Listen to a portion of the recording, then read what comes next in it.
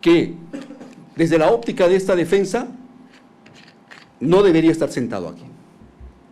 Desde la óptica de esta defensa, ese ciudadano representó a la máxima institución de nuestra nación.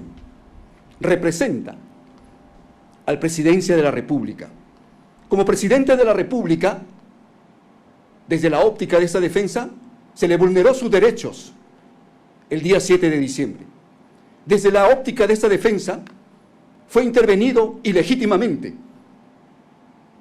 Desde la óptica de la defensa, se pregunta, y los ciudadanos también me preguntan, señor abogado, dígame usted, si a un presidente le pasa eso, ¿qué puedo esperar yo como ciudadano? Si a un presidente lo detiene un policía en la calle y le imputa un delito por flagrancia, ¿qué puedo esperar yo como ciudadano? Si es que un presidente va a un poder judicial y el poder judicial, cumpliendo su labor jurisdiccional, o antes, perdón, se va a un ministerio público, defensor de la legalidad, conocedor de la tipicidad, conocedor del tipo penal, y le dice al efectivo policial, así es cierto, lo que tú has hecho es correcto, has detenido al presidente de la República, tráemelo, yo voy a continuar con tu trabajo. Posteriormente pasa a un poder judicial, y el poder judicial, ¿qué hace? Señor Ministerio Público, correcto, aquí está su acusación, aquí está, correcto, pero se viola el procedimiento, el reglamento del Congreso de la República. 101 votos, está aquí el señor, por 101 votos, no por 104. El principio de legalidad, señor representante del Ministerio Público, usted que lo conoce mejor que nosotros, díganos. ¿Se puede decir que porque el hecho pasó en un momento anormal, avalado por el Tribunal Constitucional, donde dicen que el hecho fue en un momento y comparado con una catástrofe, como un terremoto, que el momento se podía dar, puede detener al presidente, puede vulnerarle sus derechos? ¿Por qué? 101 votos. No hubo una acusación constitucional. La fiscal de la Nación fue al Congreso de la República, pero se le olvidó los hechos, se le olvidó el delito. ¿Y qué hace el Congreso de la República? No te preocupes, nosotros también tenemos el poder. Tráeme un oficio, marca allí. Ponle que el señor ha cometido tal cosa y pasémoslo. Pasa a la siguiente etapa. Viene la acusación. No te preocupes, ya está convalidado, ya está hecho. El señor ya lo tenemos en las manos. Ya está, ya nos pertenece. Solamente vamos por Bexi, por Aníbal, por Willy Huerta. Vamos por él. Ellos faltan. Bueno, pero ¿sabes qué? Tenemos a Bexi Chávez, tenemos a Aníbal Torres. Sí, pero con ellos no es suficiente. Tenemos que tener una ala, tenemos que tener un complemento, porque esto es arma, por si acaso. Aquí no estamos frente a un delito de personas que van administrativamente y que van a realizar un hecho. No, necesitamos a un elemento, el señor Willy Huerta. Queremos tenerlo a él. Oye, pero Willy Huerta trajo estas comunicaciones. Sí, acá hay que revisar. Caramba, aquí está. Aquí se encuentra. Aquí está Lozada, aquí está Venero. Oye, ¿sabes qué? ¿Qué dijeron los congresistas? No hay una congresista que ha dicho que lo han detenido por ahí, que no le han pedido, no le han podido pasar. Pero el policía se mata durante todo el juicio diciendo, señores, nosotros cumplimos el plan de operaciones. Y el plan de operaciones decía claramente nuestro trabajo, porque somos policías. No podemos pensar de otra manera. Erramos, pues. El señor Infanzón escuchó mal. No es suficiente, señor policía. Vamos a un juicio, traigámoslos, amontonémoslos de ahí. Tengamos todo el proceso, ahí estén ustedes también, privados de su libertad o privados. Porque la libertad no solamente es estar dentro de un penal. La libertad también, como lo dijo ayer un colega, y por la experiencia que nosotros tenemos, el desgaste emocional que tiene un ciudadano. Muchos mueren en un proceso. Muchos mueren porque el estrés que se tiene es grande. Un ciudadano en un proceso se desgasta, se llena de problemas, de enfermedades. Por mi experiencia que tengo, conozco de ciudadanos que han fallecido sin conocer su absolución. Y al final llega la absolución y se lo van y se lo dejan en un panteón. Señor, usted fue absuelto. Usted no cometió el delito. ¿Eso es la justicia? Eso nosotros estamos viendo. Pertenecemos al mismo sistema de justicia. Sí, jueces, fiscales, abogados defensores públicos, señores procuradores. Y también están los abogados privados, quienes cumplen su labor. Pero el principio básico del derecho penal es el principio de legalidad y nos enseñan en las aulas. Nos enseñan nullum crimen sine lege, principio, lex certa. Señores, elementos negativos de la antijuricidad. Pasamos por las aulas, doctor Neira, usted es docente. Usted en las aulas dicta. Yo nunca he estado en una ponencia de usted, le soy sincero, pero lo admiro. He leído su libro, Litigación Oral. Fue mi primer libro que leí, Litigación Oral. Encontraba todos los elementos y todo lo que he planteado aquí se lo debo a usted. ¿Por qué? Porque fue mi visión. Fue lo que yo admiré por primera vez. Dije, caramba, este es el juicio oral. Y mi profesor me decía, señor abogado, en un juicio oral, usted no es la vedette. La vedette es el acusado. A él tenemos que encontrarle los elementos probatorios, los hechos que concuerden. Y tenemos que encontrar al final las conclusiones. Eso es lo que tiene que hacer. Y a eso he venido, señores jueces. El derecho no es verbo o verborrea. El derecho no es, señores jueces, darles lecciones de literatura a los jueces. No es decirle, señores jueces, mírenme, las palabras son balas. Y lanzar términos. Porque ustedes son jueces. No estamos frente a un jurado. No estamos frente a un jurado donde tenemos que convencerlo, donde tenemos que utilizar la retórica para poder convencerlo. No. Estamos frente a jueces que conocen el derecho, conocen el principio de legalidad. Conocen ustedes, señores jueces, más que nosotros. Pero no se puede, y este abogado, de acuerdo a este abogado, el derecho penal, una vez escuché al doctor Villestein que decía, el derecho penal es como si tú estuvieras jugando, como si tú estuvieras encuadrando las piezas de un rompecabezas. Si esta pieza en este rompecabezas no cuadra pues, no va, no es delito, no es. No podemos estirar el rompecabezas o no podemos recortar una parte del rompecabezas y armarlo y poder formarlo y poder unirlo. No, eso no es el derecho penal. El derecho penal es última ratio. Y a eso empezamos, señores jueces. ¿Qué pasó el día 7 de diciembre del año 2000? Por favor, solicito, si es que puedan pasar nuestras diapositivas.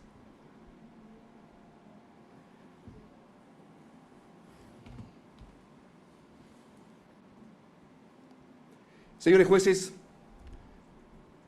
se me asignó, gracias a ustedes, representar a un ciudadano que para mí representa la máxima representación de la nación. Les soy sincero, yo no voté por él.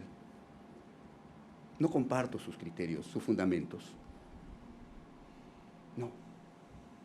Pero sí acepto como demócrata, y tengo que aceptarlo como demócrata, que los ciudadanos lo eligieron, la gran mayoría, y eso tenemos que hacer democracia. Tenemos que ser demócratas, aceptar que perdimos, aceptar que ese ciudadano nos representa en la nación, que este ciudadano estuvo en la máxima representación. Y no podemos, por el solo hecho de llamarlo campesino, de decirle que viene del pueblo, de decirle que o darle un montón de títulos, tenerlo aquí sentado, vulnerando su derecho, que un efectivo policial que no tenía la investidura lo haya detenido. Señores jueces, el señor Pedro Castillo. Vamos a empezar. Empezaremos el día 6 de diciembre del año 2022. Pasamos, por favor. El día 6 de diciembre del año 2022 se afirma que hubo coordinaciones con el señor Willy Huerta. El Ministerio Público dice, sí, hubo coordinaciones de Willy Huerta entre las 5:36 y 6:20. La primera coordinación sucedió entre esa hora. Sí, la primera coordinación. Pasamos, por favor. Pero ¿qué pasa? ¿Qué analiza esta defensa? ¿Qué encuentra esta defensa sobre coordinación con Willy Huerta el día 6 de diciembre del año 2022? Para nosotros fue el tema para tratar el tema de las bambas, tal cual lo dijo el señor Willy Huerta, tal cual lo ha mencionado. Pero ¿qué dijo el señor Enrique Alfaro en la sesión número 10? Lo mencionó. Dijo, trabajar el 7 de diciembre, al día siguiente ya, después del 6, yo me levanté, me puse el uniforme de faena y estaba trabajando en mi despacho. Había coordinado el doctor Abel Vega sobre la visita del ministro de Energía y Minas para evaluar. ¿Qué iban a evaluar? Ahí está claro.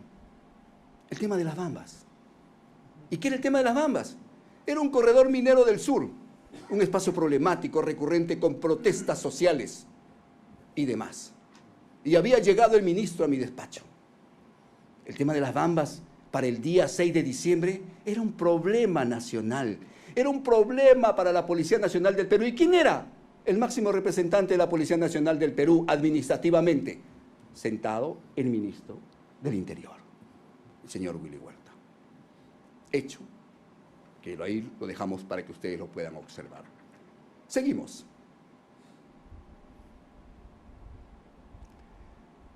Para nosotros, con respecto a una reunión larga y nocturna, dice el representante del Ministerio Público, y en esa reunión larga y nocturna hubo una coordinación para el golpe. Ahí están Betsy Chávez, ahí está el señor Aníbal Torres, al cual hemos visto todos también en este plenario, en el momento que tocó debatir dicha prueba. Pasemos. ¿Y por qué nosotros decimos que es una debilidad de la interpretación de la reunión a las 21:49 del 6 de diciembre? Porque la defensa dijo claramente, en su defensa hablaron, que estábamos en una crisis, ellos se encontraban en una crisis inminente. ¿Acaso era un hecho aislado? El 6 de diciembre no se encontraban ellos debatiendo, preocupados, que el Congreso de la República había citado para el 7 de diciembre al presidente de la República. No era un hecho aislado, era un conocimiento público. ¿Y qué hacen las personas cuando se encuentran en esta situación? Tienen que conversar. ¿Y qué dijeron? Se preparaban la defensa política y también el conteo de los votos. Esto era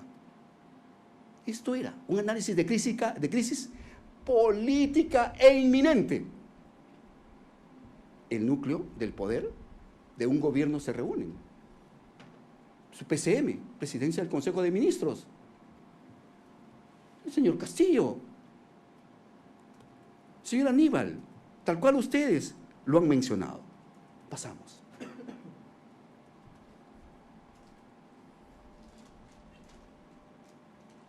Pasamos a la siguiente, por favor. El día 6 de diciembre, pasemos, sí. El día 6 de diciembre, la sesión número 75, la declaración de Aníbal Torres. ¿Qué dice Aníbal Torres? Está resaltado. Comenzamos a analizar, ¿no?, a los congresistas de cada una de las agrupaciones políticas, quiénes votarían a favor y quiénes votarían en contra. Esa era la preocupación. Eso era el momento. Pasemos. Llegamos al día 7 de diciembre del año 2022. Pasemos, por favor. ¿Con qué nos encontramos? Ya un escenario nuevo, amaneció el día, llegó el día 7 de diciembre. El señor Benji Gregory Espinosa Ramos abogado de Pedro Castillo, en la sesión número 15. ¿Qué nos dice el señor? Dice, en ese interín, pasada las 9 de la mañana, aproximadamente me comuniqué telefónicamente con el presidente Castillo. Coordinamos en que nos íbamos a encontrar en el Congreso de la República.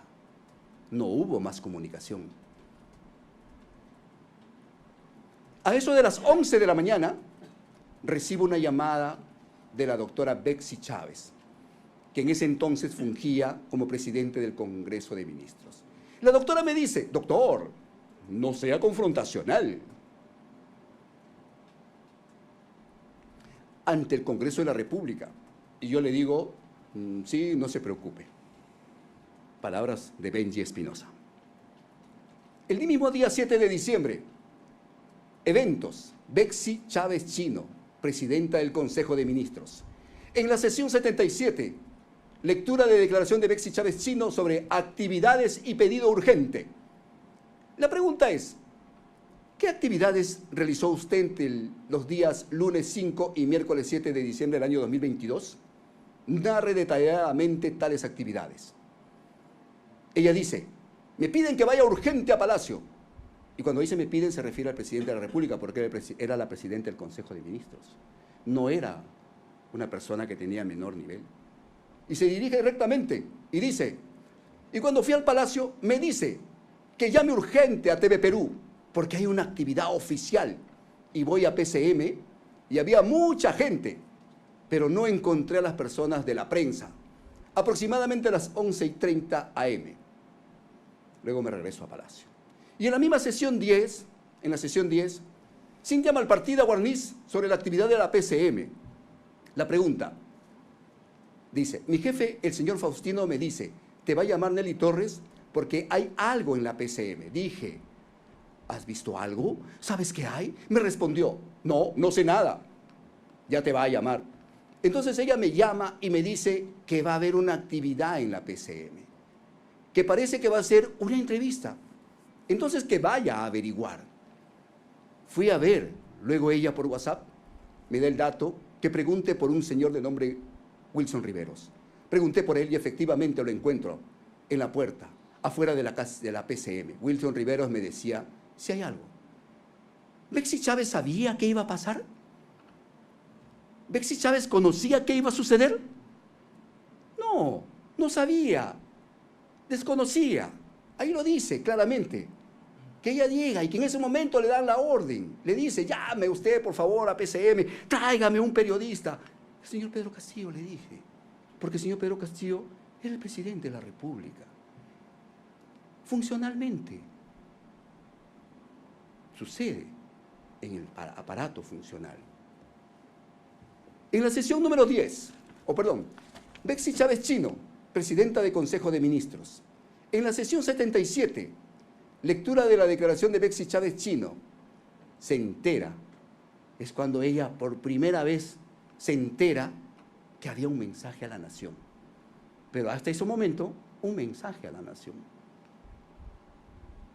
No es adivina, no tiene una bola mágica, pero se entera. ¿Y cómo se entera?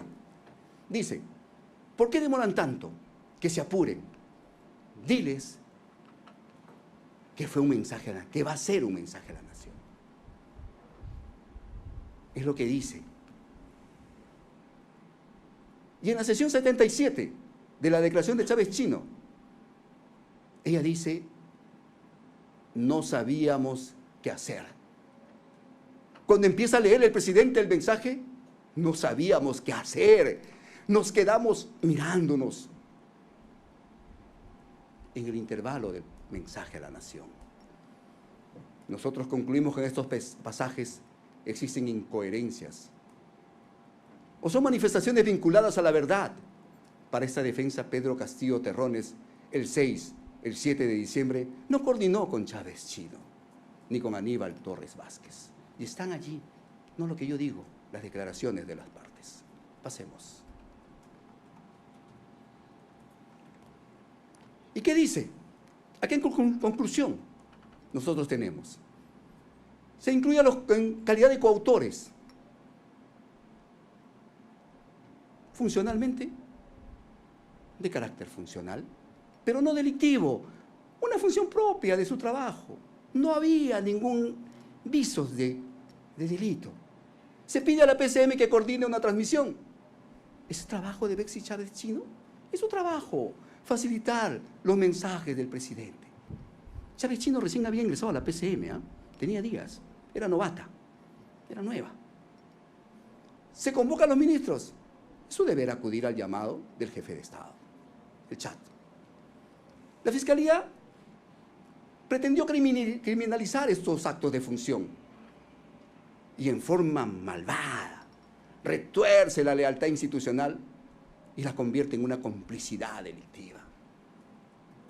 Betsy Chávez no coordinó un golpe, coordinó un mensaje del presidente, sin que se haya probado que conociera su contenido final y delictivo.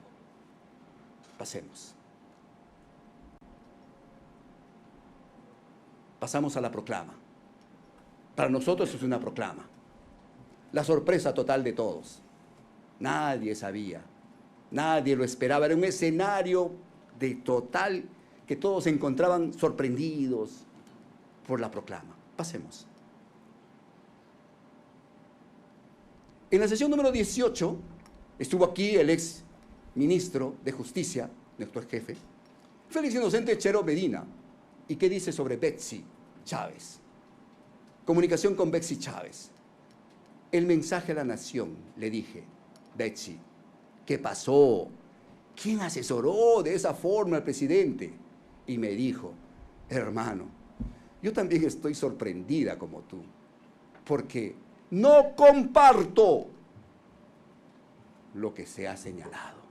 No comparto lo que se ha señalado. Palabras que lo dijo el exministro Félix Inocente Chero Medina sobre lo que le dijo Betsy, que no compartía la proclama presidencial. Pasemos. El día 7 de diciembre, en la sesión 75, declaración de Aníbal Torres Vázquez, escuchamos el mensaje, terminó el mensaje, y al terminar el mensaje dice que se cierra el Congreso y otras instituciones. Por supuesto que me alarmó gravemente, porque sonaba un golpe de Estado, lo dice Aníbal Torres. Para él en ese momento lo que decía el presidente de la República era un golpe de Estado, porque así se sonaba a él en su interpretación. Inmediatamente, dice Torres, he regresado, he hablado con el ministro Huerta para decirle si iban a intervenir el Congreso. El señor Aníbal Torres es una persona muy conocedora, es una persona que es un profesor universitario. Aparte conoce la historia, conocerá la historia desde las épocas que tantas intervenciones han habido, desde la época de 1900, bueno, él conocerá su propia historia. Y dentro de la historia peruana viene constantemente de este tipo de situaciones. Entonces, lo que él se representó en ese momento, lo primero que su cerebro, y ahí lo dice y lo representa, va al ministro y le dice, ministro, ¿usted ha coordinado? ¿Usted tiene? No. Va al ministro de Defensa, le dice, no, conmigo no ha dicho nada. Vamos a lo siguiente. En la sesión 76, declaración de Willy Huertas Oliva, ¿qué dice? Cuando lee esto, ese mensaje termina, yo me quedé totalmente sorprendido, porque no era algo común. Nunca se me dijo de que iba a haber este tipo de mensaje o este tipo de lectura. Nunca se me dijo. El señor Willy Huerta, ministro del Interior, no conocía, no sabía. También fue sorprendido. Pasemos.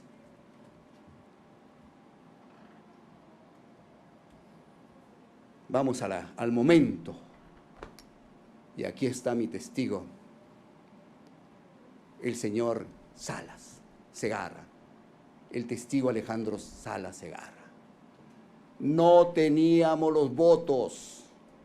Vienen por mi familia. Nos iban a meter a la cárcel. Frases. Vamos a ver qué dice el testigo Alejandro Antonio Salas Segarra en la sesión 7. Ingresa y le dice, usted ha leído un delito. Salas dice, yo termino de escuchar el mensaje de la nación y lo primero que yo pude descifrar. Pero Salas, ¿qué es? ¿Qué nos dijo aquí? Que él era constitucionalista.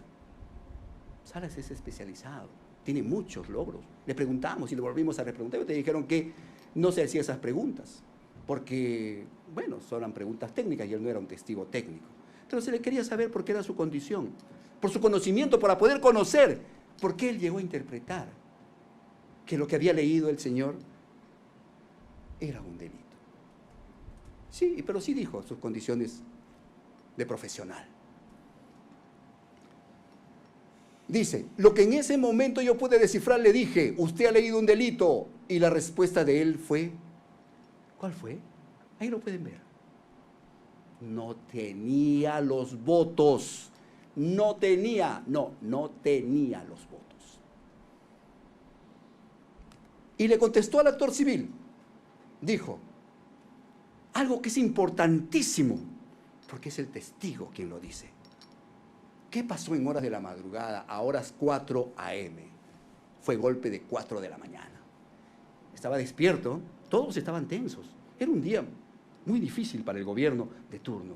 Era un día muy difícil para todos, no solamente para el presidente, para todos los que formaban parte de un gobierno constitucional. En horas de la madrugada, en el chat, había un mensaje del expresidente haciendo ver la posición de la congresista María Carmen Alba, aquella que le negó la mano al presidente, a través de un Twitter que decía que si no se le vaca, igual se le iba a destituir. Vale decir que estaban presagiando que si ellos no tenían los votos en el Congreso para poder vacarlo, de igual forma iban a encontrar alguna manera de destituirlo. Ahí la tenemos en la foto, justo el momento en que le niega la mano al presidente de la República. El Congreso de la República tenía un ánimo espurio contra el presidente de la República. Totalmente espurio, contaminado. Y ese conocimiento público y esa representación cuando niega la mano es una representación de negarle al representante de la nación, presidente de la República. Un acto que todo el mundo lo vio y está en YouTube. Pasemos a la siguiente. Sesión número 10. Declaración de Cintia Malpartida Guarniz. Dice, di cuenta de todo y de repente me excedí con los calificativos con el señor Torres, que estaba muy serio, estaba como una piedra, y que el señor Huerta estaba pálido. ¿Quién es una periodista? ¿Un periodista es un ciudadano común? Un periodista es un ciudadano a quien tú puedes encontrar que tiene la misma condición que un ciudadano que mira las expresiones a otra persona. Un periodista está calificado y ella misma lo dijo en esta audiencia. A mí me preparan para ver cada puntito. Soy minuciosa. Observo, veo. Lo dijo. ¿Y qué dice allí? Estaba pálido el señor Willy Huerta y el señor Aníbal Torres estaba petrificado. Cada uno tiene su forma de reaccionar, cada uno tiene su forma de estar. Para nosotros, en esta, ellos también fueron sorprendidos al momento que escuchaban, atónitos. Otro hubiera corrido, ¿no? No todos reaccionamos igual. No todos reaccionamos como Salas. No todos tenemos reacciones al momento de terminar. Ellos estaban sorprendidos. Pasemos a la siguiente.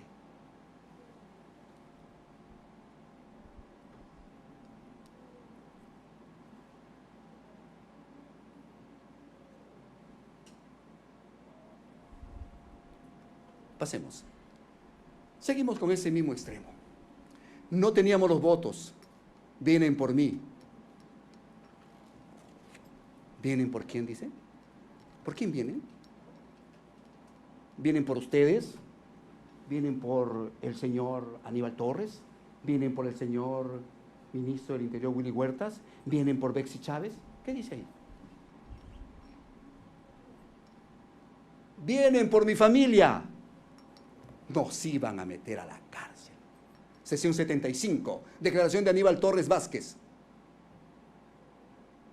Ya tenían los votos para la vacancia, la suspensión. El presidente me dice, doctor, vienen por mi familia. Poco tembloroso. Tembloroso. ¿Quién estaba tembloroso cuando estaba leyendo la proclama? Seguía tembloroso, seguía temblando. Doctor, vienen por mi familia, la llevo a la embajada de México. Y yo lo único que hice es decirle, te acompaño. ¿En qué parte dice que él se va a ir a México? El presidente de la República tiene inmunidad. Él puede quedarse, puede sentarse en el Congreso, debatir, esperar que le hagan una acusación constitucional. El presidente de la República no es detenido por cualquier policía.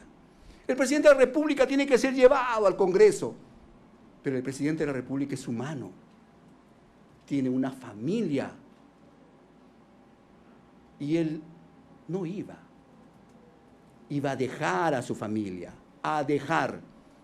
porque tenía un compromiso con su pueblo. Tenía que retornar y tenía que enfrentar a este Congreso con un procedimiento justo. Llamar a su abogado, darle los 60 minutos para que hable, decidir su situación en el Congreso de la República. Si eligen que es una infracción constitucional, y lo más grave, si es una acusación constitucional. El Congreso nunca debatió la infracción constitucional, porque el Congreso ya estaba contaminado, como lo hemos visto con María Alba, como lo hemos visto con todos los congresistas cuando celebran con la bandera del Perú de haber destituido a un presidente de la República.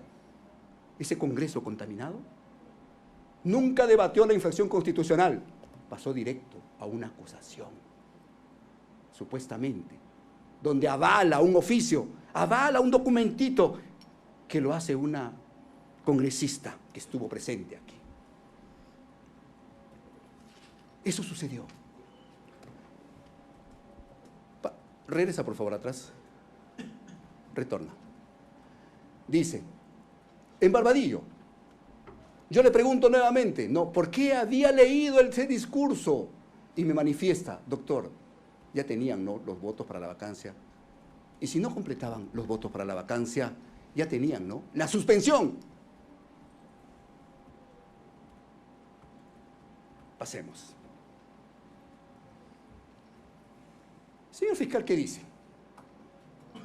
En esa parte. Pasemos a otra parte. La Fiscalía resalta el uso de plurales. Estamos en la proclama. Y le hemos escuchado, ¿ah? El Ministerio Público dice, oye, ellos están de acuerdo porque ellos, mira, acá hay términos dentro de la proclama. Dice, mira lo que dice, ¿ah? Tomamos la decisión. Llamamos a todas las instituciones como un simbolismo que representa una decisión conjunta. ¿Qué nos dice el Ministerio Público, en pocas palabras? Que es un uso de plurales y que es una inferencia de coautoría. Pero ¿qué nos dice la máxima de la experiencia, señores jueces? Por eso es que a veces cuando nosotros pecamos de lingüistas, o lanzamos verbos, o lanzamos palabras, tenemos que lanzarlo con el conocimiento. ¿Qué dice la máxima de la experiencia lingüística? La Fiscalía utiliza una máxima sobre el uso del lenguaje. Un presidente que habla en plural está expresando una decisión en grupo. Todos estamos de acuerdo. Pasemos. ¿Pero qué? Sin embargo, existe una máxima de la experiencia política mucho más arraigada que lo que ha dicho el señor fiscal. ¿Y cuál es? Pasemos.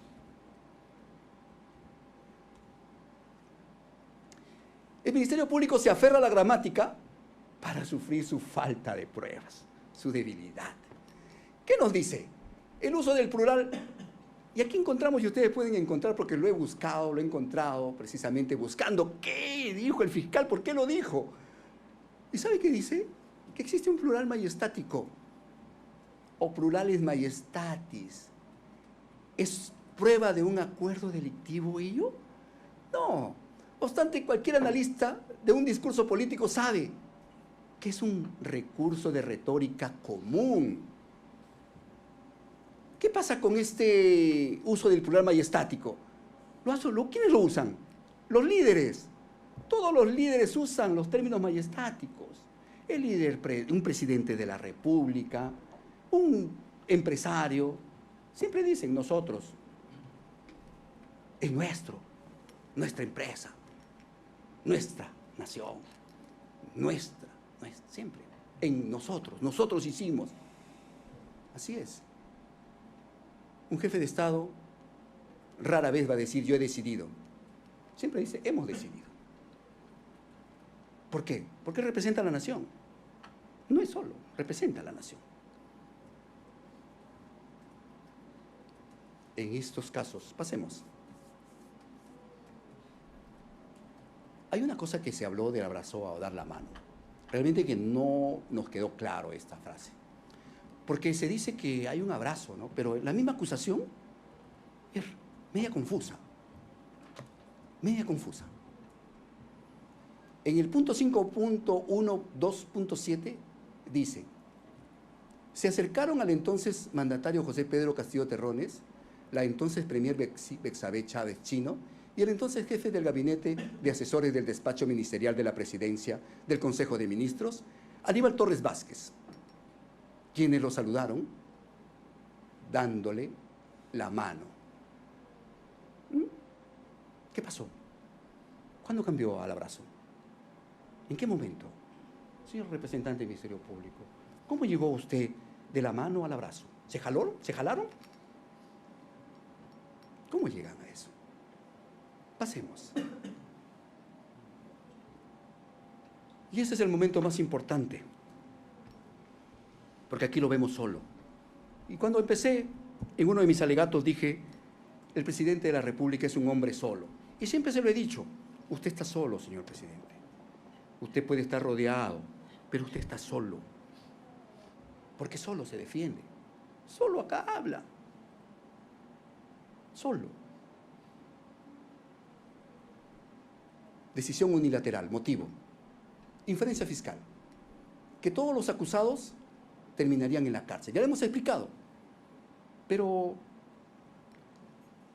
¿no ha tomado en cuenta que el presidente quería proteger a su familia? ¿Quiénes estaban perseguidos en ese momento? ¿Sobre quiénes versaba detenciones?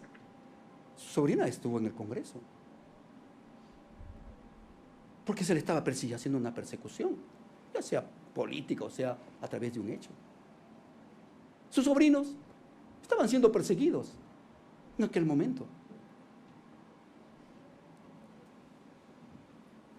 Pero al ser un presidente de la República, hizo una promesa al Estado. ¿Qué le dijo al Estado, a la nación? Yo voy a darte mi postura. Este es mi trabajo, mira, pueblo peruano, vota por mí, este es mi trabajo. ¿Y qué hizo el Congreso? ¿Lo dejó gobernar? No lo dejó gobernar. Constantes idas, mociones. Siempre estuvo él por el Congreso, como se puede decir, él estuvo abordado, él estuvo siempre en una situación de que el Congreso había tomado el control. El Congreso había tomado el control porque el Congreso es el que da las leyes. El Congreso es el poder legislativo. Hasta podríamos decir que hoy en día estamos en un estado parlamentarista, que el presidente de la República es una ficción, es una creación del Congreso. que el presidente de la República, desde la época de Merino,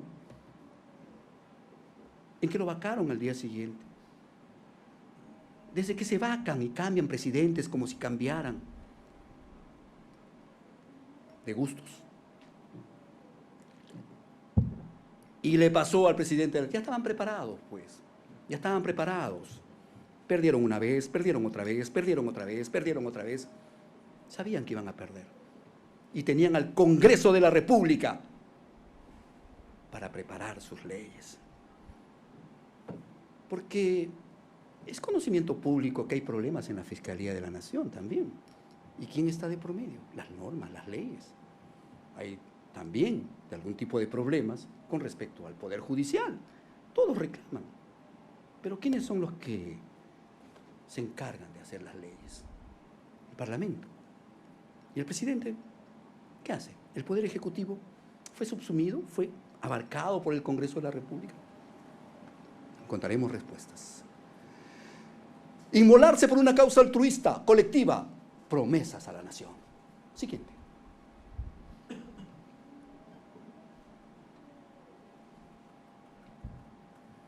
...7 de diciembre, la pregunta que se hace este abogado defensor. Los presuntos coautores, ejecutores de la planificación, ¿presentaban alguna potencialidad o peligraba su libertad? Porque eso era lo que dijo el Ministerio Público. ¿Eh? Dijo, nos van a meter a la cárcel. Entonces todos tenían miedo, el señor Aníbal Torres tenía miedo que se iba a la cárcel, el señor Willy tenía miedo de irse a la cárcel, Bexy Chávez tenían miedo de irse a la cárcel. Pero, para aquel día, Bexy Chávez tenía procesos o solicitudes de prisión preventiva o pena efectiva. Aníbal Torres tenía procesos o solicitudes de prisión preventiva o pena efectiva. Willy Huertas tenía procesos o solicitudes de prisión preventiva o pena efectiva. Manuel Osada tenía procesos o solicitudes de prisión preventiva o pena efectiva.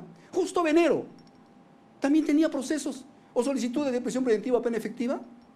Si vacaban al presidente Castillo, esto representaba una potencialidad, un peligro para su libertad de los procesados.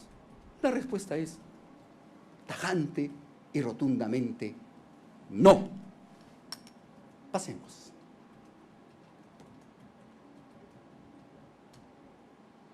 Orden de cerrar el Congreso y detener a la fiscal de la Nación. Esta es otra parte y otro pasaje de esta historia por el cual hemos venido y por el cual estamos aquí en esta defensa. Pasemos.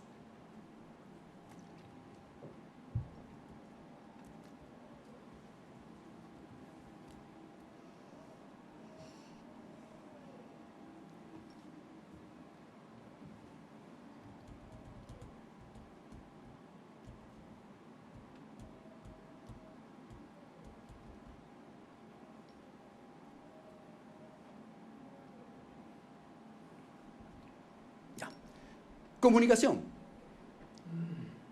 Y aquí encontramos, comunicación desde el teléfono de Willy Huertas Oliva, ministro del Interior, al teléfono del general Raúl Enrique Alfaro Alvarado, el testigo estrella de la Fiscalía.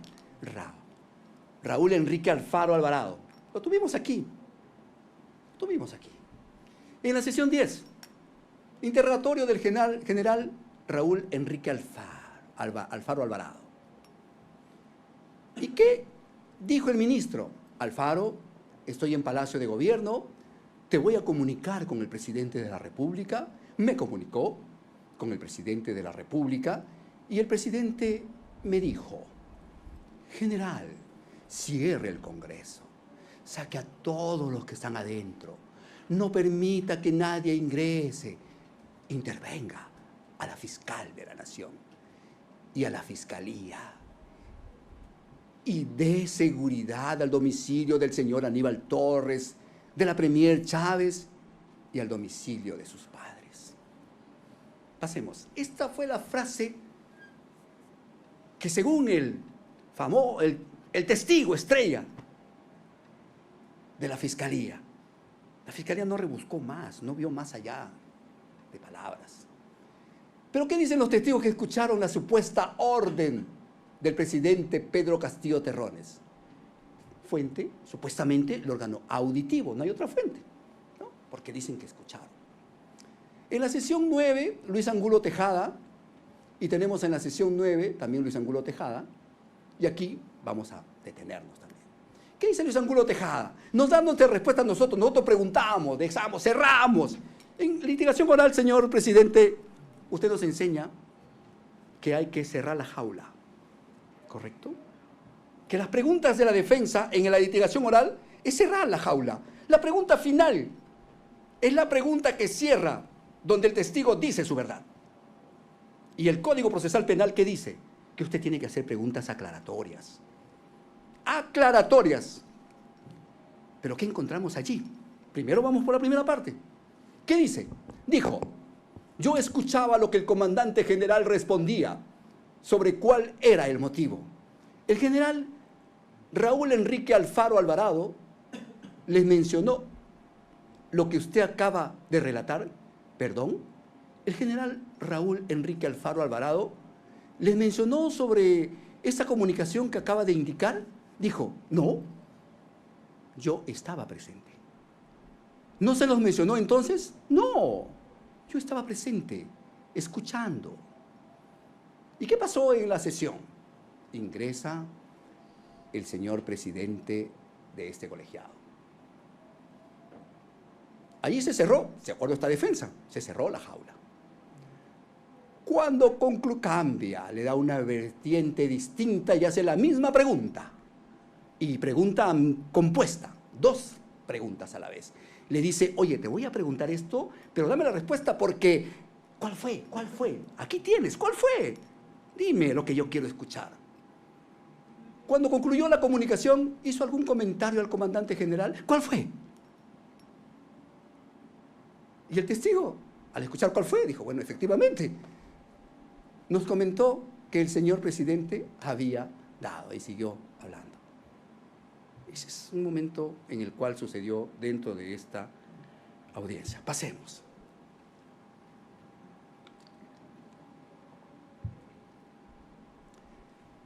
Otro testigo. Tenemos al testigo Vicente Marcelo Álvarez Moreno. ¿Qué dice? Yo termino de hablar y el general Alfaro recibe en su despacho al frente. Escucho que él estaba hablando por teléfono. Señor presidente, escucho. Pues supongo testigo de órgano auditivo. ¿Y a quién lo escucha? Al señor Alfaro. Ahí lo dice.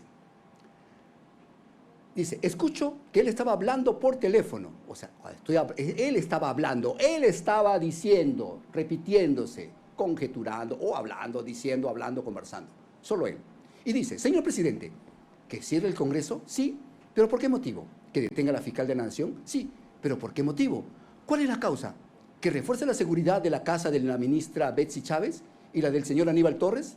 Eso es lo que él repetía. Lo que el presidente estaba informando. Y ahí asume ya su postura, según él, que no quedó claro, lo que el presidente estaba informando. Después dice, él le contesta, señor presidente, mire, esa versión contradictoria dentro de todo este proceso lo dice Vicente Álvarez. Un dato adicional que también no lo ha dicho la defensa de Willy Huerta, pero Willy Huerta está aquí presente. Pero ¿qué es lo que dice? Mire, dice, otra versión, ¿eh? Escuche, señor Willy Huerta, usted que está presente, escuche, mire lo que dice. Él le contesta, señor presidente, yo me encuentro con descanso médico. El que está como comandante general encargado es el teniente general Álvarez. Y allí es donde se corta la comunicación. ¿Contradicciones? ¿Qué escuchó el general Vicente Álvarez al final? Señor presidente, yo me encuentro con descanso médico. El que está como comandante general encargado es el teniente general Álvarez. Ahí es donde se corta la comunicación. Pasemos.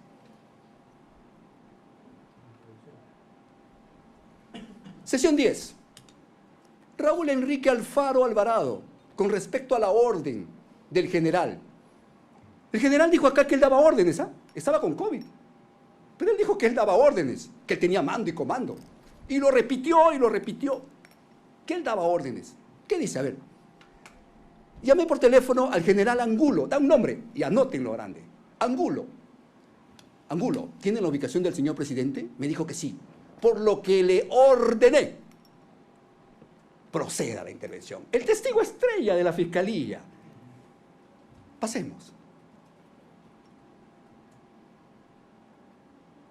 Pasemos, por favor.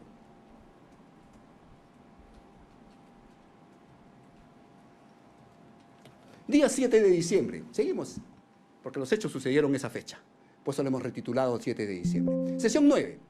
¿Qué dice José Luis Angulo Tejada? Aquí con nombre grande, José Luis Angulo Tejada. La pregunta que le hace la defensa, nosotros le preguntamos. Dice, porque creo que estaba bajo los efectos del COVID, refiriéndose al general Alfaro. ¿Podía dar órdenes? No, estaba aislado. El que daba las órdenes, era el comandante general encargado. Usted recibió algunas órdenes por parte del señor Raúl Enrique Alfaro Alvarado el día 7 de diciembre del 2022. Ninguna. Repitió, ninguna. ¿Quién les hizo llegar todas las órdenes? El comandante general encargado. El testigo estrella de la Fiscalía asegura haber dado órdenes. Creíble. Y pasemos.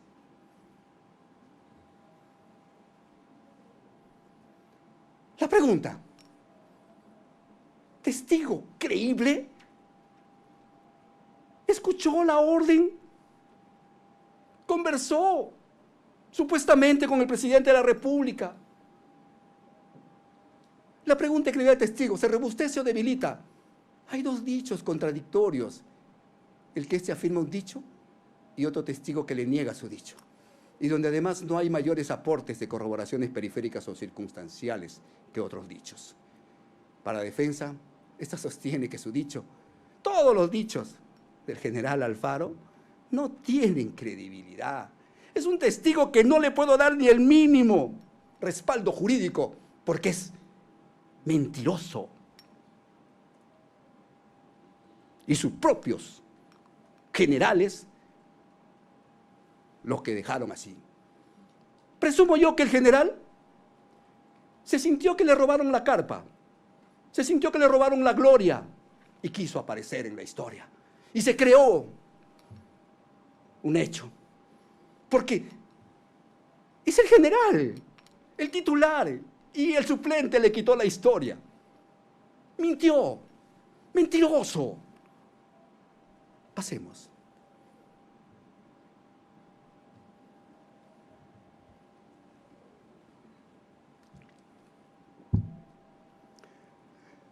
Y seguimos viendo a ver su verdad de este general y la verdad de Vicente Álvarez. Porque Vicente Álvarez dice que escuchó. Angulo también dice que escuchó, que el general que el presidente daba una orden. ¿Pero qué pasó aquí? Acto seguido, minutos seguidos. La reunión con el comandante general y el olvido del general. 7 de diciembre de 2022. Hechos posteriores a la presunta orden del presidente al general Raúl Enrique Alfaro Alvarado y presuntamente, aquí lo ponemos a ellos también, presuntamente escuchado por los generales Vicente Álvarez y el general José Luis Angulo Tejada. Pasemos. La llegada del general PNP a las oficinas del Comando Conjunto de las Fuerzas Armadas, Vicente Marcelo Álvarez Moreno. Luego de reunirnos ya en el despacho del jefe del Comando Conjunto, subimos a la sala de operaciones. El general Gómez de la Torre se comunica con todos los comandantes generales a nivel nacional. En eso, a los minutos, el comandante general de la Marina se comunica por teléfono con la Fiscalía de la Nación y le pasa al general Gómez, quien habla con la fiscal de la Nación y le dice: espere, doctor, un momento. Le paso con el comandante general encargado de la policía, general Álvarez. Hablo con la doctora. Doctora, ¿cómo está? La escucho. Dígame, ¿hay alguna orden en ese momento de detención al señor presidente? Pasemos. Esa fue la conversación, ¿eh? Esa fue la conversación. La llegada del general PNP a las oficinas del Comando Conjunto de las Fuerzas Armadas. Sesión 6. Declaración del general Gómez de la Torre Araníbar. Le preguntamos, cuando llegó el comandante general encargado de la Policía Nacional del Perú, ¿conversó con usted? Todos conversamos. ¿Sobre qué temas? específicamente el comandante general, exactamente sobre el mensaje que había dado el señor Castillo. ¿Algo más? La conversación en todo momento giró con base a ello. ¿Le mencionó acerca de algo inusual? Dijo no conversó de algo inusual. Solamente hablaron del mensaje a la nación. ¿Pero qué había pasado minutos antes? ¿Qué había pasado minutos antes? Había recibido algo que era trascendental en el momento. Había supuestamente escuchado una conversación donde le decían que detengan, cierren. Pero aquí se olvidó. Pasemos. La llegada del general a las oficinas del Comando Conjunto de las Fuerzas Armadas, Walter Horacio Córdoba Aleman. Le preguntamos, ¿la reunión entonces fue abierta? ¿Estuvieron todos presentes? Dijo, así es. Nos dijo que usted llegó antes o después del comandante de la Policía Nacional. Cuando yo llego, el general Vicente Álvarez se encontraba ahí, al igual que los otros comandantes. Durante el tiempo que usted estuvo ahí presente, ¿el comandante de la Policía Nacional del Perú encargado brindó alguna noticia? ¿Algo que ustedes no conocían? No tengo conocimiento. Pasemos. Versiones de testigos, no de nosotros. Entonces la pregunta es, el general Vicente Álvarez Moreno, señores jueces, no comunica al Comando Conjunto sobre la presunta llamada del presidente que ordenaba detener a la fiscal de la Nación, ni sobre la presunta orden de cerrar el Congreso al comandante general. Igualmente, conversó con la fiscal por teléfono. Le dijo, señora fiscal, el señor presidente ha pedido su detención. ¿Qué hago? Era un hecho que agraviaba directamente a la fiscal de la Nación. ¿Se olvidó o no lo escuchó? ¿Se olvidó o lo inventó? Un hecho tan relevante. No se pone a conocimiento de la presunta afectada, a la fiscal conversando directamente, menos al comandante general. Para esa defensa no hay coherencia con la información que dice. O les resta credibilidad a estos testigos. ¿Qué genera cuando no hay credibilidad? Hay incoherencias. Ustedes lo saben. La duda favorable, la duda razonable. Aquí estamos, seguimos. Nos encontramos en esos momentos. Voy a guiarme de acá. No sé si ustedes lo ven, yo no puedo verlo. Pero lo voy a leer. Vamos por partes, por favor, si lo pueden agrandar primero y después nos conducen a la flechita. Primero la lectura, luego la flechita, así para poder ir en orden, por favor. Agranden primero la número 1 y después a donde dirige la flechita. Dice, la policía, para nosotros, representa esto, que la policía era una fuerza autónoma, no subordinada al plan presidencial. ¿Y por qué no encontramos esto? Inexistencia del alzamiento en armas. Tenemos como evidencia la negativa del comando operativo de retirar las rejas, citando la existencia de un plan de operaciones propio. Declaración 9, José Luis Angulo Tejada, el general de las operaciones de la Policía Nacional de Perú. Por favor, ahora sí la flechita y vamos a lo que dijo el general Angulo. Dice, el general Osada se comunicó con usted para darle cuenta que no iban a retirar las rejas, o usted dispuso que no se reabrieran esas rejas. Dijo, yo le indiqué que, y era la palabra de su general, del general que era el de Comagén, que era el general Angulo, yo le indiqué que no era posible retirar las rejas, porque había un plan de operaciones. La policía no le responde al presidente, responde a su plan de operaciones. No le responde al ministro, responde a su plan de operaciones. Y lo dice el mismo Angulo. Siguiente, la 2.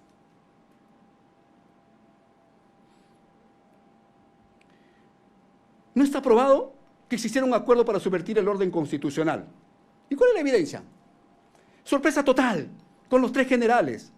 Los 3 generales se enteran del mensaje por los medios de comunicación. Pasemos, por favor, qué es lo que dice cada general, tanto Alfaro, Álvarez y Angulo. Dice, Los 5 ingresaron a mi despacho y me dijeron que el presidente había cerrado el Congreso. Encendí el televisor. Se enteran por el televisor.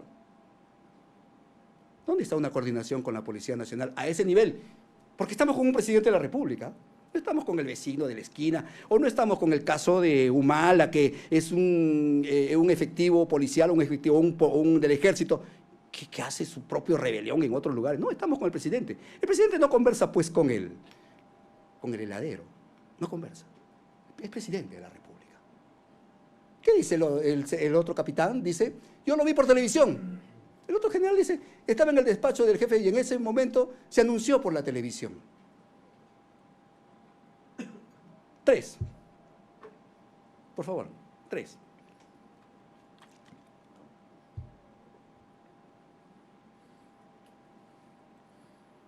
La detención para esta defensa, lo he manifestado durante todo el proceso, fue irregular, fue ilegítima y basada en una interpretación, no en una orden fiscal.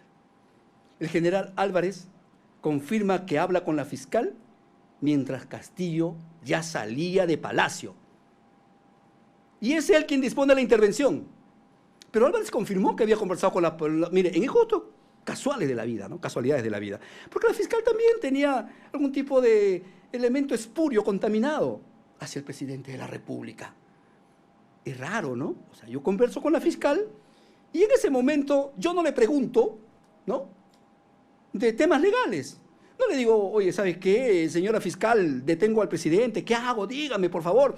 Porque yo soy, usted es la que dirige la investigación. Porque no estoy solo, no estoy solo. Tomo una decisión unilateral, a pesar de que tengo al defensor de la legalidad en mi teléfono, ahí conversando. Entonces yo digo, yo soy policía, pues, cometió un delito flagrante y yo lo voy a detener. Tengo la capacidad de hacerlo. ¿Qué dice? A ver, eso le dispongo al general Angulo, de la orden de intervención. También estaba el teniente general inspector Leoncio Mejía. Ese es para la detención ilegal, señores jueces. Pasemos.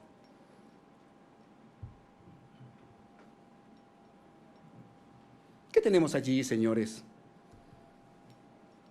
La acta de intervención, ya que estamos hablando de intervención ilegítima al presidente de la República. Tenemos el acta de intervención del 7 de diciembre de 2022, motivo por el cual, está entre rojito de subrayado, motivo por el cual se dispuso detener a la comitiva Cofre a la altura de intersección de la avenida Garcilaso de la Vega y avenida España, frente a la Clínica Internacional, procediéndose a la intervención y detención. Los que conocemos y los que vamos siempre a los procesos de investigación preliminar sabemos que primero es la detención. El acta de intervención es el complemento del todo. Todo. El acta de intervención contiene todo, incluido el acta de detención. Y eso lo sabemos. En ese momento fue detenido el presidente de la República. En ese momento. Quien por medida de seguridad, dice, fue trasladado. Mi medida de seguridad, apuntándole directamente, haciéndolo llorar a su menor hija, generándole un trauma que no sabemos hasta el día de hoy y no sabemos por qué los ministerios no han actuado. Es una mujer. Tengo madre, tengo hija. Pasemos. El presidente, por favor, sí, comprimen ya. Ya. El presidente y su vinculación con las Fuerzas Armadas. Es un presidente de la República. No está cualquier ciudadano, por eso que siempre durante todo este proceso yo he dicho, está siendo investigado en condición de presidente de la República. No está siendo investigado Pedro Castillo Terrones, no, el presidente de la República. Y él coordina, él habla directamente con el comandante general de las Fuerzas Armadas, él habla directamente con el general de la Fuerza Aérea, de la Marina, del Ejército. Ahí están, los 4. Pasemos. Por favor, si reducen un poco el... Ahí está bien, correcto, pasemos. A ver, el elemento central del delito, rebelión, la orden de alzarse en armas, la famosa orden. Alzarse en armas.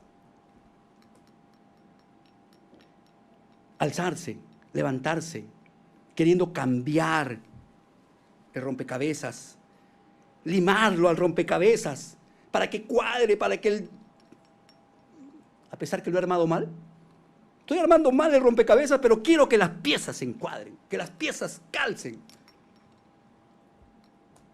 Corroboraciones. El ministro de Defensa en la sesión número 3, Emilio Gustavo Arturo Sandro Edmundo Bobbio Rosas, respondió a la pregunta si le pidió el apoyo de las Fuerzas Armadas, y él dijo, con un sonoro no. No, absolutamente. Y sin orden, el delito de levantarse en armas es una ficción. No está probado que la solicitud de renuncia al general Córdoba fuera un acto ilegal. Si bien está probado que se solicitó su renuncia, la Fiscalía no ha logrado probar que el motivo fuera ilícito. La acusación no ha pasado de la especulación. Porque Bobbio dijo aquí, vino acá Bobbio. ¿Y qué dijo Bobbio? Él me dijo que era por motivos personales. Sí, me dijo que era por motivos personales. Él quería renunciar. Bobbio no está siendo investigado, es testigo. Y nadie lo ha contradecido. Nadie. Aquí está. Es más, creo que su investigación se ha archivado. No está probado que existiera un acuerdo para subvertir el orden constitucional. Por el contrario, está probado que mi defendido actuó en completo aislamiento. El ministro de Defensa, los comandantes generales y el jefe del Comando Conjunto se enteraron también del mensaje por la prensa. No se puede. ¿Ustedes creen que alguien puede acordar con su espejo? Yo me levanto, miro mi espejo y digo, oye, yo soy Pedro Castillo, le digo, oye Pedro, hoy día vamos a acordar y vamos a levantarnos, pues, ¿no? Vamos a cumplir esto. Pedro Castillo estuvo solo, siempre estuvo solo. Pasemos.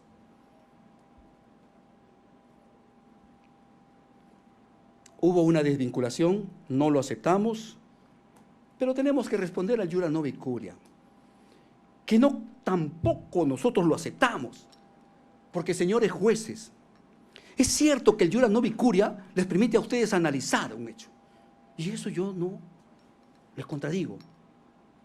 Desvincularse es común, pero otra cosa es, desde esta óptica, de esta defensa, vulnerar el principio acusatorio, vulnerar el deber del fiscal, vulnerar su trabajo o hacerle la chamba al Ministerio Público.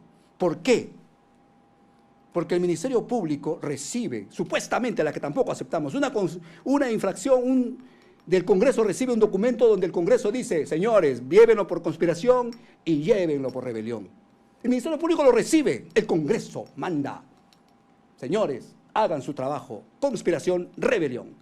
Ministerio Público formaliza conspiración, rebelión. Pero cuando el Ministerio Público va a acusar, dicen, no, es mi facultad, yo soy Ministerio Público. Señores, en la etapa preliminar, si yo archivo, Ministerio Público archiva un proceso, archiva. La pregunta del millón es, ¿no existe una elevación de actuados? En consulta, ¿qué pasó aquí? La elevación de actuados. El señor procurador, y si el señor procurador me dice, nosotros no acusamos, nosotros no estamos premunidos, señor, pero le va a afectar, señor procurador. Presente algo, aunque sea un escrito, señor, el Ministerio Público me está colocando está vulnerando, mutilando un delito. Trabajo del Ministerio Público. Pero, como les dije, la defensa, bueno, no hay acusación, no hay rebelión, bueno, pues, no hay conspiración, bueno, pasémoslo. Es su trabajo el Ministerio Público, yo no soy el acusador. Pero, ¿qué sucede? Se va al control a la etapa intermedia y el señor juez de la etapa intermedia, que también supuestamente es el juez de garantía de la etapa intermedia, el juez garantista, también tiene que hacer un control de legalidad. Recibe el documento de la acusación, pero él también recibe la formalización. También, al mismo tiempo, los dos. ¿Qué pasó? ¿Qué decía la formalización? ¿Dónde está el control de legalidad? ¿Dónde está el control? ¿Dónde dice, oye, ¿sabes qué, señor Ministerio Público? Oye, ¿qué pasó con conspiración? Sobresee, pues, muchacho, sobresee. No, yo no quiero sobreseer, me olvido, por si acaso no lo he visto. Me hago el muertito, no lo he visto, no lo veo. No quiero acusar por conspiración. Oh, estrategia maestra, porque las defensas en esa etapa, bueno, dijeron, bueno, es trabajo del Ministerio Público. Llega al juicio oral, ¿y qué pasó?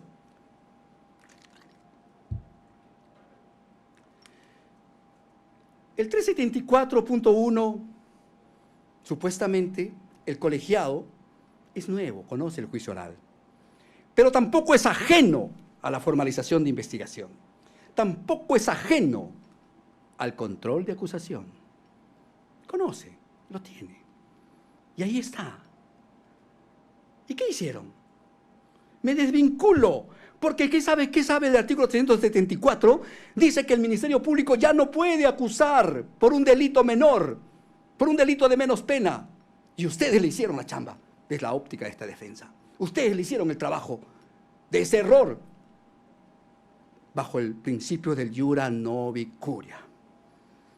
Y tomaron un delito que no estaba amparado porque se rompía desde la óptica de esta defensa el principio acusatorio.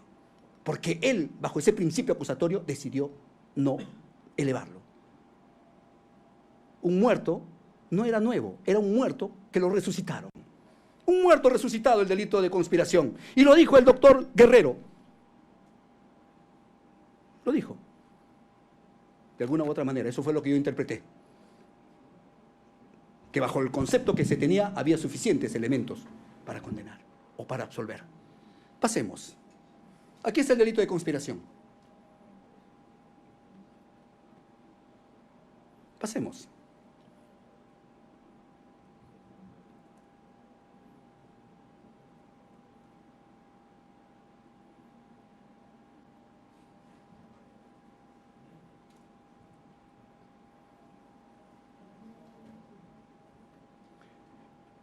¿Qué dice?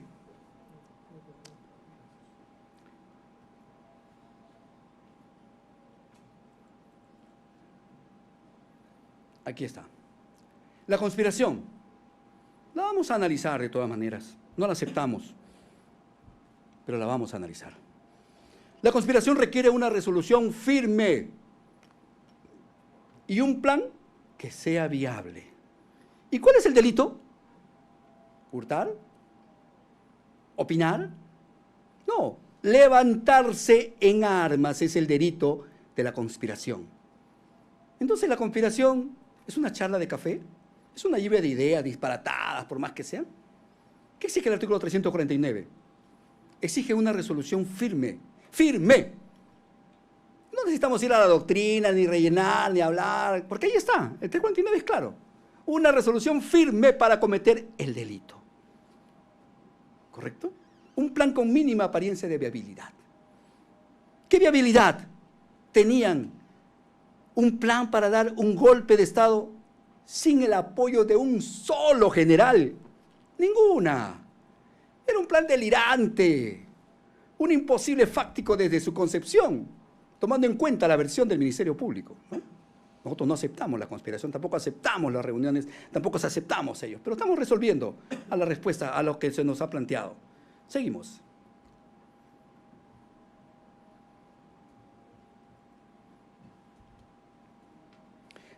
Vamos a pasar a la falta de prueba directa del acuerdo, porque ustedes saben y conocen que la historia del Perú y el propio Estado peruano tiene su propia legislación. No necesita España, no necesita Argentina, que Creus, que el señor, que tantos, que argentinos, no necesita, Lo tenemos el caso Fujimori, una rebelión, no, fue un golpe de Estado, tanques, intervenciones a personas, congreso cerrado.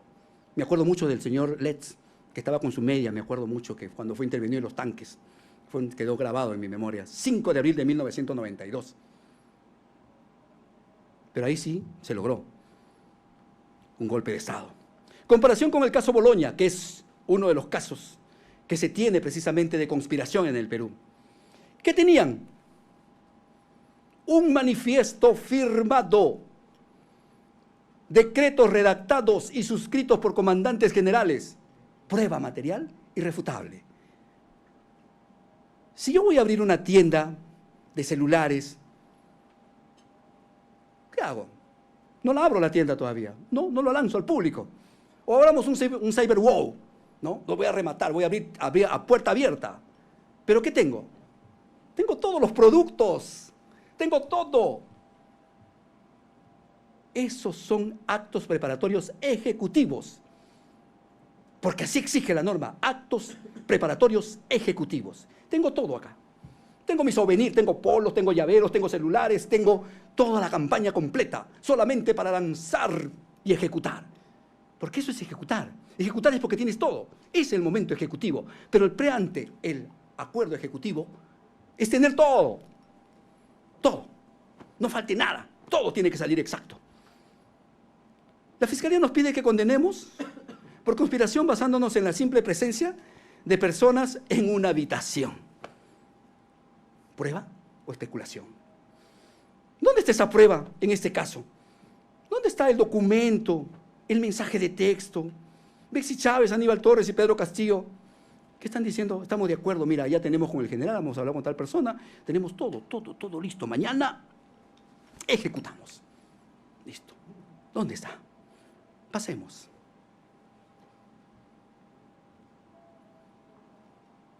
Las renuncias. La pregunta que se hace esta defensa es,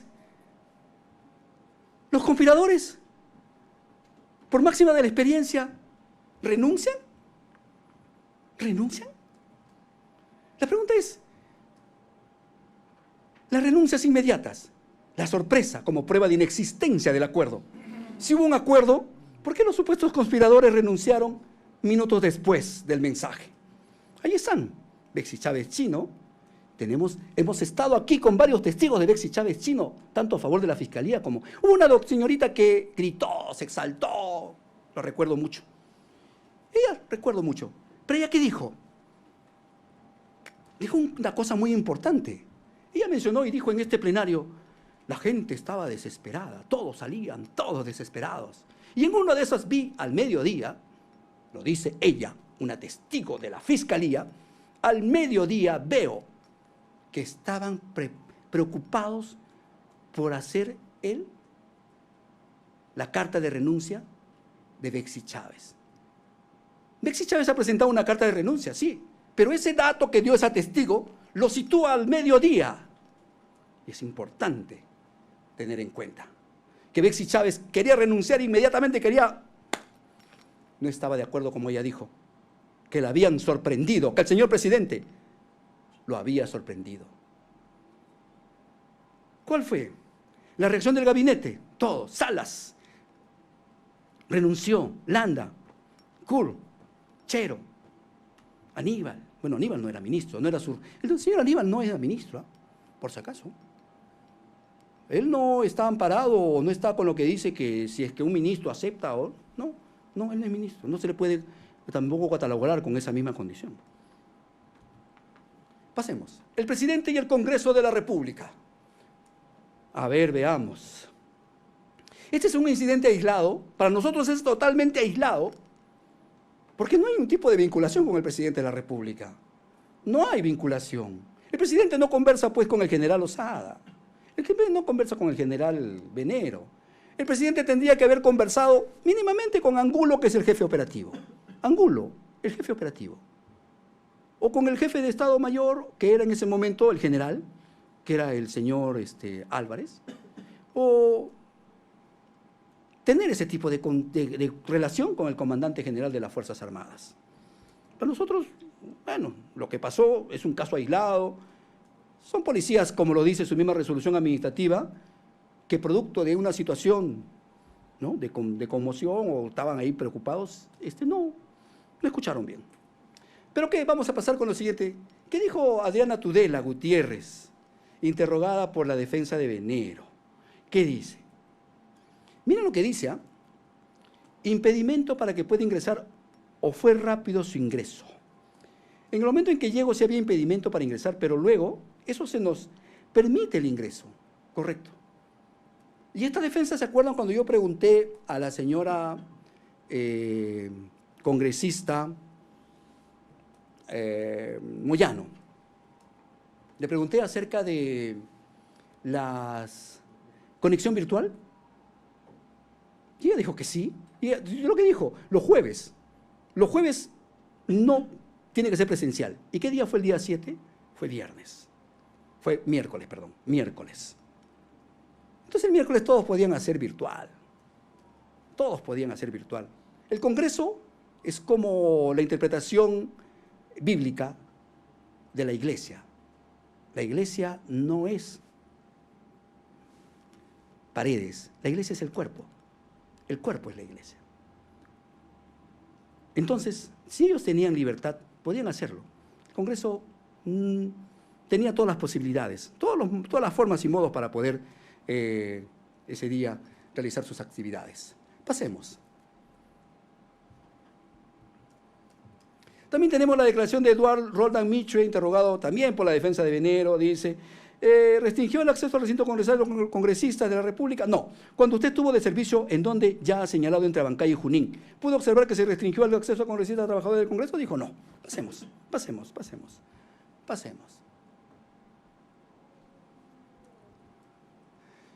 Y aquí, también esta defensa va a ser suyo. Vino un abogado aquí presente. Un abogado aquí presente que el señor Castillo lo presentó. Yo iba a presentar también una nulidad con respecto a estos extremos. Iba a presentar. ¿Por qué? ¿Por qué iba a presentar? Porque era el momento. Este era el momento. No creía que era en su oportunidad, pero bueno, porque no quería vulnerar lo que ustedes habían dicho, realizar actos dilatorios. Entonces estaba limitado, pero ahorita sí lo puedo hacer. La nulidad. ¿Y por qué? Porque hay vicio de origen. Esa nulidad nos habla de la validez legal de todo el proceso judicial desde su raíz. El caso nació de forma irregular, ilícita, ilegítima. El Congreso actuó antes de tener la base legal para hacerlo. La denuncia constitucional de la Fiscalía.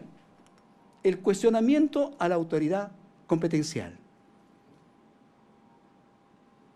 Ni los fiscales ni los jueces tienen la competencia legal para estar aquí. Fiscal Supremo, titular, o por no haber sido designados correctamente. Y ahí está el principio de legalidad, especificidad, principio de trascendencia que se vulneró, ¿no? De violación de las normas de competencia, quién puede acusar y quién puede juzgar, y del procedimiento de antejuicio político. Son causales de nulidad explícitamente protegidas por la Constitución y el Código Procesal Penal. Se le privó a Castillo la garantía constitucional del antejuicio, violación al juez natural, que es el filtro político. No voy a entrar en discusión porque esos son términos legales, son situaciones legales que ustedes van a resolver. Pasemos.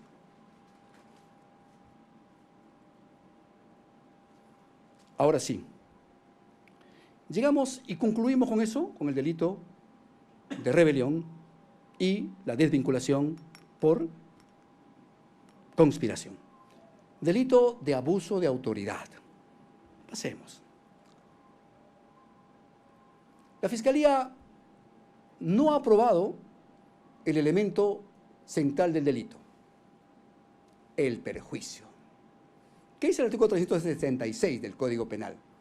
El abuso de autoridad es un delito de resultado, no cortado, resultado. No castiga la mera intención ni la simple desobediencia a la Constitución. Para eso existen controles políticos. Y le hemos dicho, la infracción constitucional. El derecho penal exige más, exige un perjuicio real y concreto. Y aquí reside el vacío insalvable de la tesis fiscal. Al final le preguntaremos directamente al Ministerio Público, ¿dónde está el perjuicio? ¿Dónde está el perjuicio? Pasemos. ¿Cuál fue el perjuicio? ¿A quién se le perjudicó? La respuesta es un silencio probatorio porque la evidencia demuestra que no lo hubo. El Congreso no fue disuelto. Es más, este Congreso vacó al presidente de la República. Los congresistas no fueron cesados. El sistema de justicia no fue intervenido. Y lo más importante, señores, que lo dijo el Tribunal Constitucional, dentro de esas actas Y ahí está lo que avala el Tribunal Constitucional. Dice, bueno, aquí no ha pasado nada, porque aquí no ha tomado el poder el señor Castillo, no hay golpe de Estado, el Congreso tiene todavía sus facultades y el Congreso no está nombrando a un presidente de la comisión del Congreso como presidente. No, señores. El señor Castillo vino con la señora Dina Boluarte. Entonces, nombremos a Dina Boluarte porque es la misma plancha. Entonces, Dina Boluarte, ¿por qué ingresó a la presidencia? Por sucesión presidencial, constitucional, supuestamente, de acuerdo al Congreso de la República. Y si hay una sucesión, ¿qué hay? Les pregunto, ¿qué encontramos por sucesión? ¿Acaso el Congreso se nombró un presidente del Congreso como fue en la época cuando ingresó el Paniagua? En una época donde tuvieron que nombrar a Paniagua, en el 2001, una crisis que todos conocemos del presidente Fujimori, y donde tuvo un gobierno de restauración, no me acuerdo el nombre, pero él gobernó. Hechos distintos, momentos distintos. Aquí fue por sucesión constitucional, y ahí está claro. Pasemos.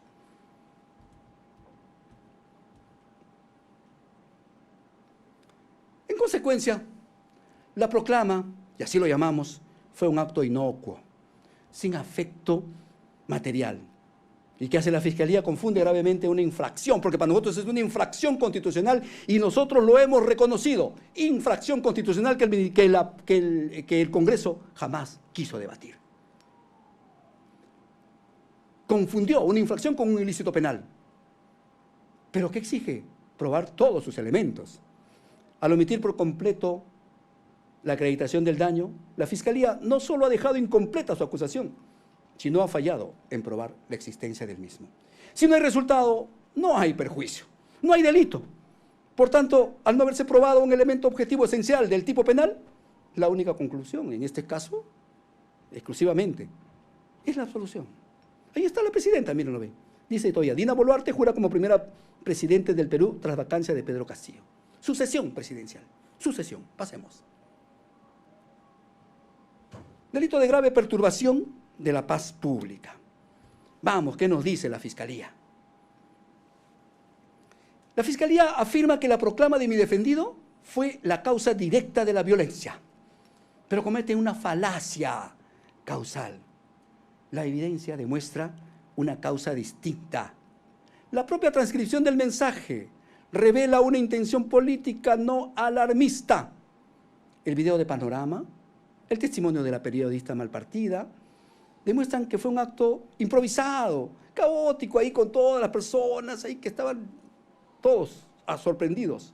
Y lo más importante, las actas fiscales sobre cierre de negocios y bloqueos, y de manera irrefutable los informes policiales de la PNP, establecen que la causa directa de la perturbación no fue el mensaje. ¿Qué fue? ¿Qué pasó? La presidenta fue elegida. Dina Boluarte ya estaba en el poder. ¿Y qué pasó? El presidente estaba detenido, estaba vacado. El nexo causal se rompe. La Fiscalía no ha probado ni el prejuicio del abuso de autoridad, ni el nexo causal de la perturbación. Son dos acusaciones construidas sobre inferencias y no sobre pruebas. Igualmente solicitamos la sentencia absolutoria. Pasemos.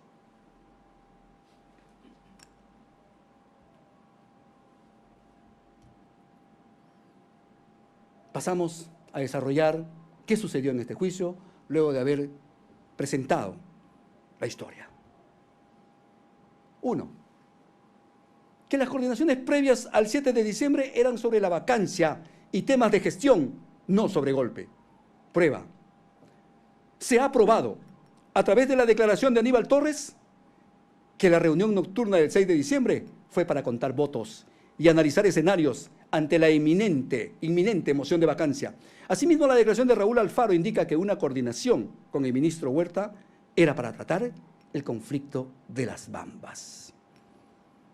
Pasemos. Que Pedro Castillo actuó en completo aislamiento. Está probado por los testimonios coincidentes de su círculo más cercano, incluyendo el ministro de Defensa, el jefe del Comando Conjunto, ministro del Gabinete y su propio abogado, quienes afirman haberse enterado del mensaje por la televisión y la prensa. La defensa concluye, como le hemos dicho hace rato, no se puede acordar con el espejo.